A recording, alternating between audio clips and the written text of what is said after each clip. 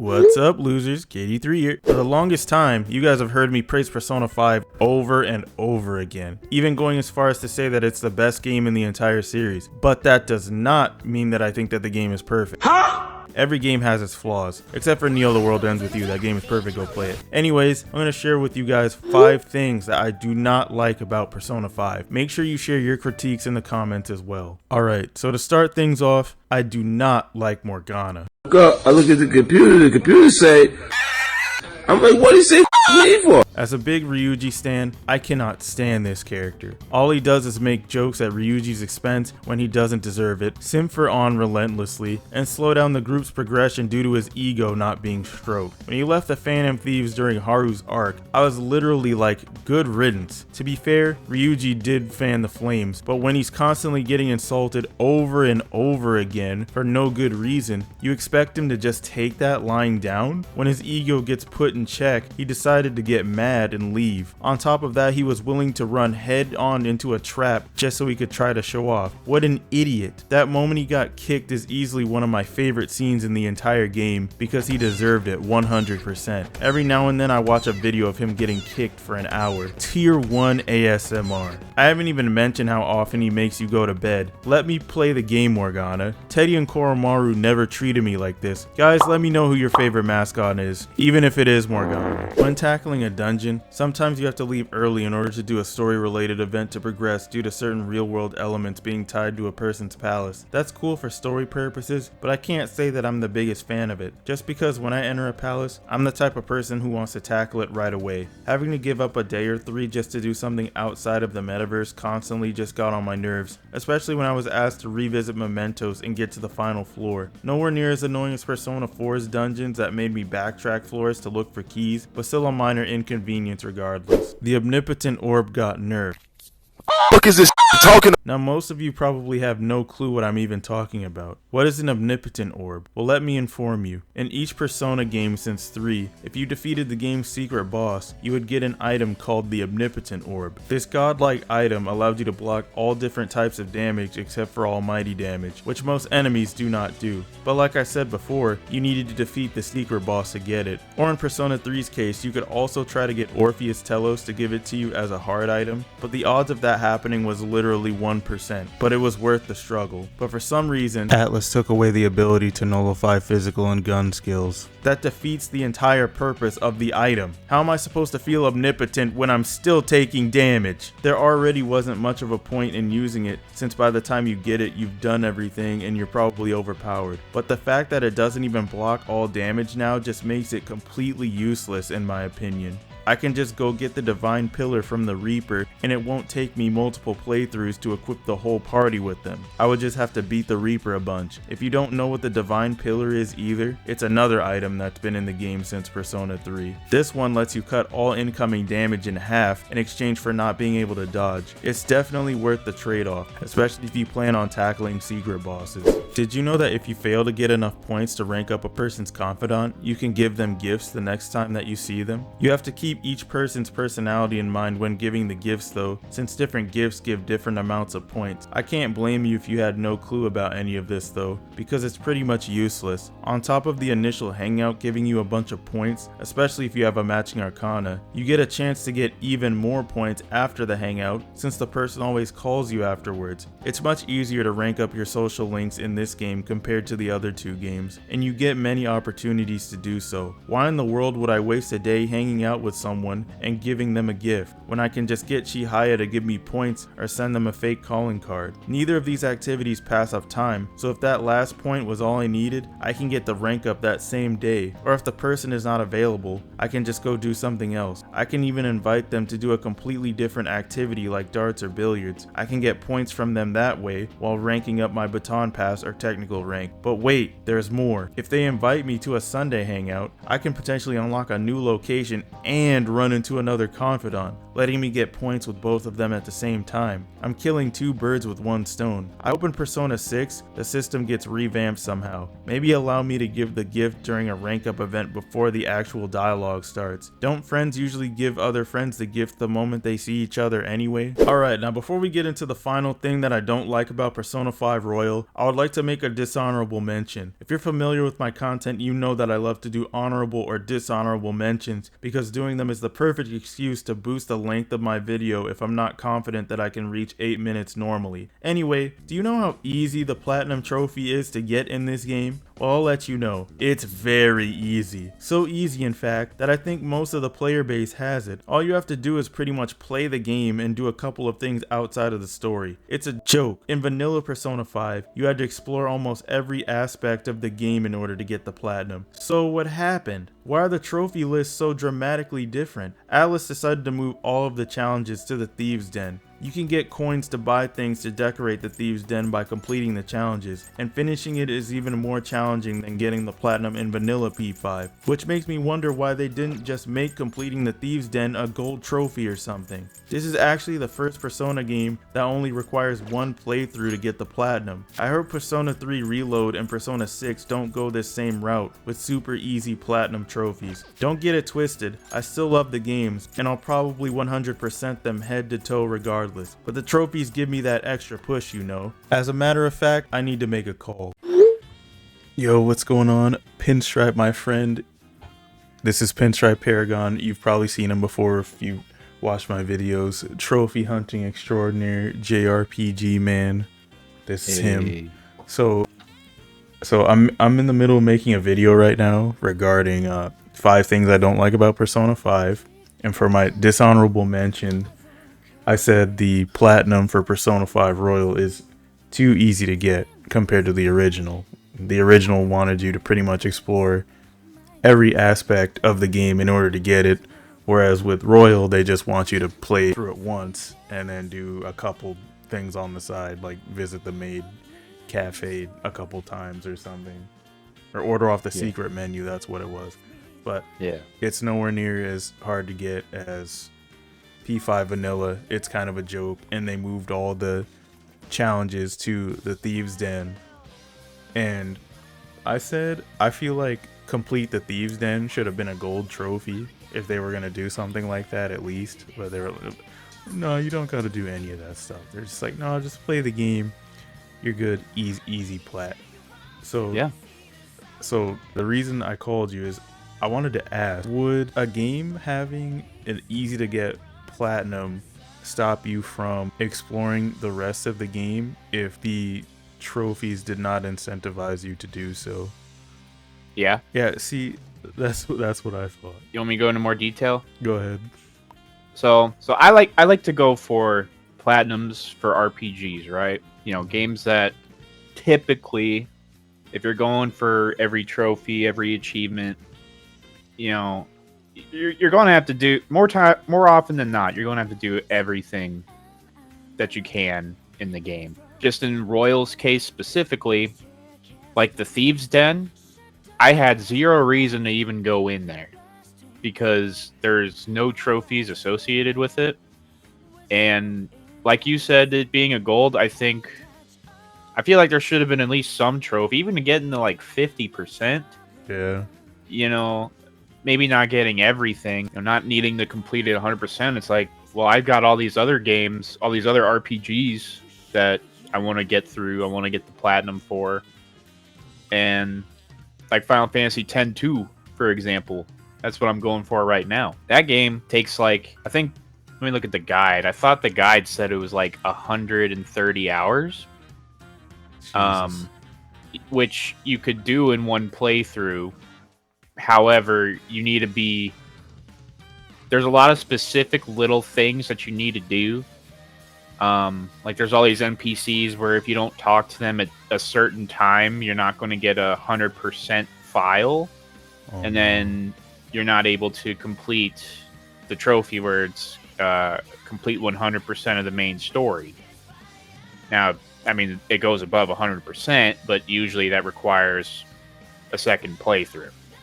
Like New Game Plus. I don't have the platinum for the original Persona 5 because the Futaba line thing, which that's not hard to do, but still, when it was in Persona 4 Golden, getting that with Rise, Hardcore that Rosette fan is a nightmare. yeah, it's such a pain in the butt to do.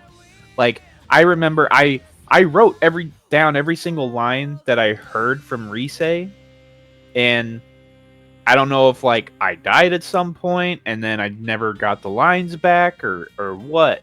But I still haven't gotten that in Golden because I know I'll get it eventually, but I'm just not. I haven't been in the mood for that in like 10 years. I keep forgetting that dying reverts your lines that you got. That's really stupid. I mean, I'd have to assume it did or I was counting lines that didn't necessarily count because I'm not sure if there's ever been a definitive list of lines for Rise. It's been years since I've gone for that, so for all I know, there could be now, especially with it being on everything nowadays. Yeah. But the reason I don't have the platinum for Persona 3, mind you, I have 76 platinums. Like, if I like a game enough, I will get the platinum. Did I mention that Royal's the only Persona game that you can platinum in one playthrough? You can't platinum base 5 in one playthrough? No, you have to do New Game Plus. Oh. Because you gotta defeat the secret boss. Oh, yeah. You also have to complete the compendium 100%. Like, with Royal, you literally... Yeah. That's huge. Like, I was surprised when you didn't even have to complete the compendium. Yeah, they just put it in the Thieves' Den. There's like, with the Royal Trophies list, all you literally have to do is just beat the game and do a couple things on the side, and that's it.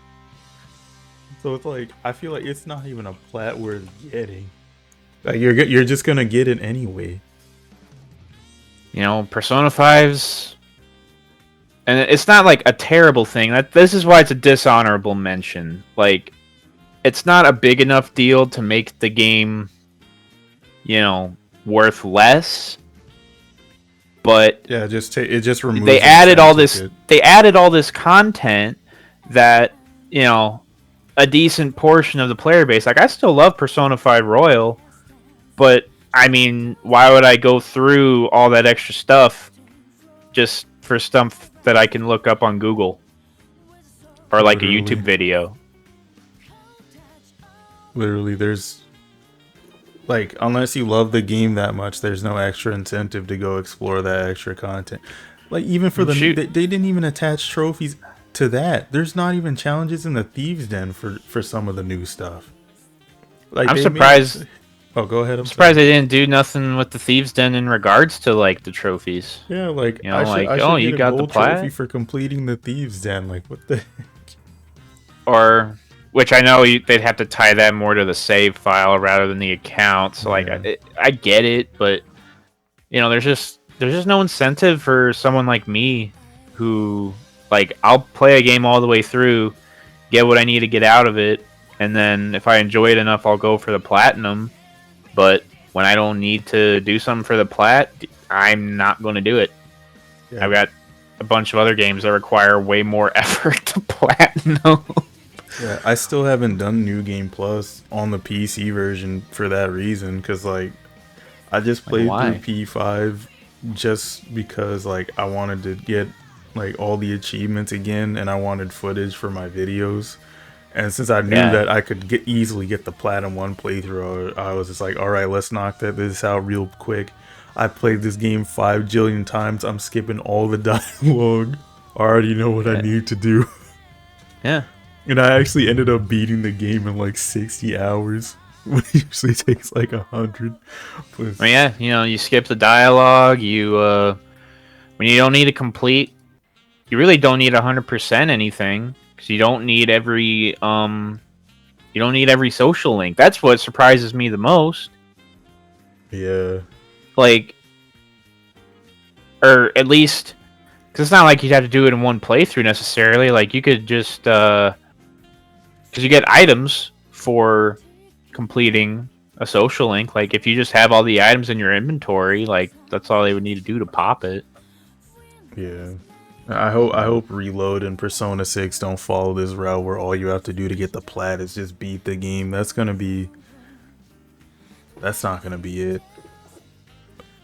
I mean, for somebody like me, I'll like it, but Yeah, of also course. I know I'm not going to get the most out of the game at that point.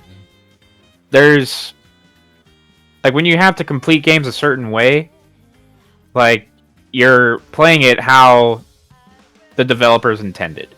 Yeah, the plats are more Like, satisfying to get, but it's like when you don't really have to explore the whole game to get the platinum, it's just like, huh?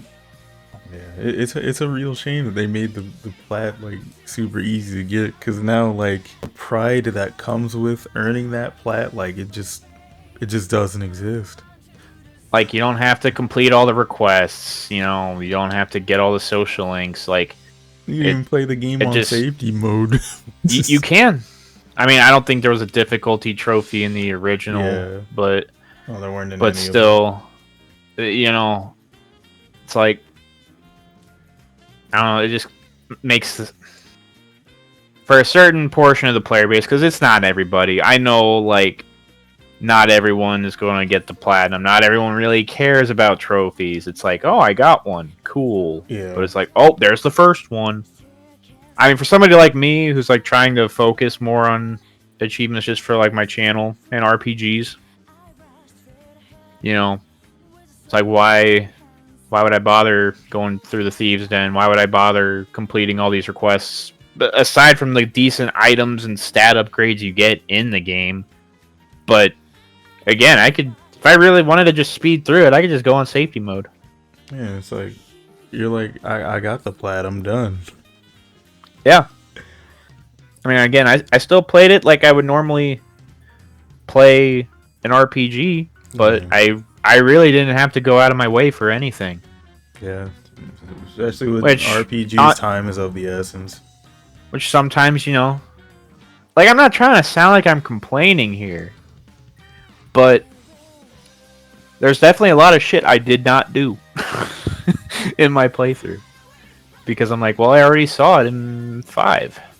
Yeah, I got the plat. There's no reason for me to try the new stuff. Yeah. So, yeah. Again, we're not bashing on it. It's more just kind of takes the oomph out of the game for some people. Yeah. All right, now let's get into the last thing that I don't like about Persona 5. Are you ready?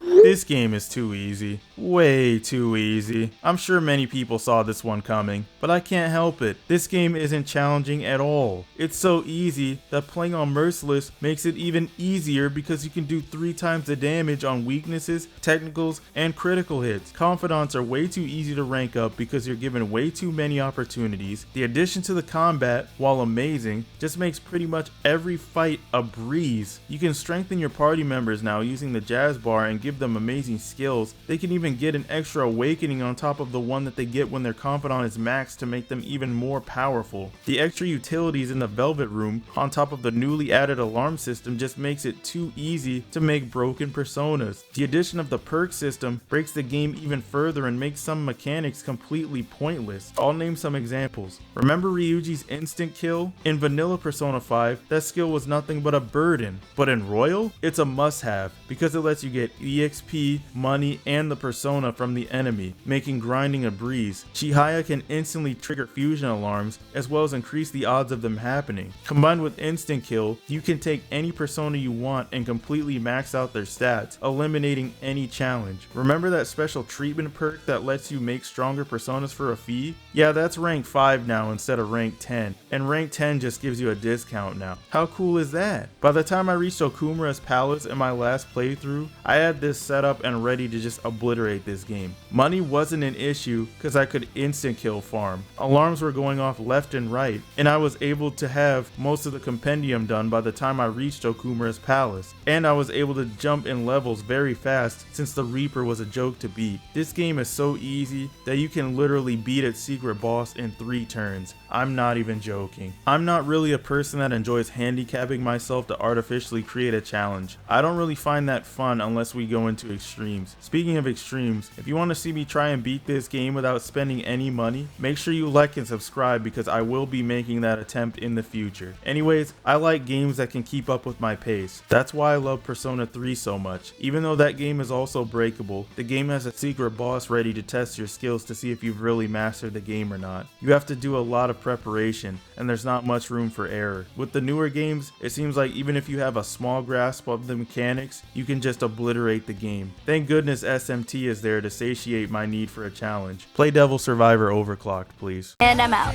Later, losers.